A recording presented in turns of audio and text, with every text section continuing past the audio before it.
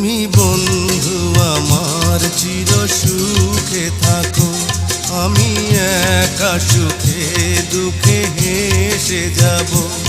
বকুলের মতো ঝরিয়া মরো না, তুমি বন্ধু আমার চির সুখে থাকো। আমি প্রেমের বাগিচার মালি হয়ে মালা গেঁথেছিলাম তারে পরাবো বলে, সেই মালা খানি হাতে রয়ে গেল। তুমি বন্ধু আমার চির সুখে থাকো।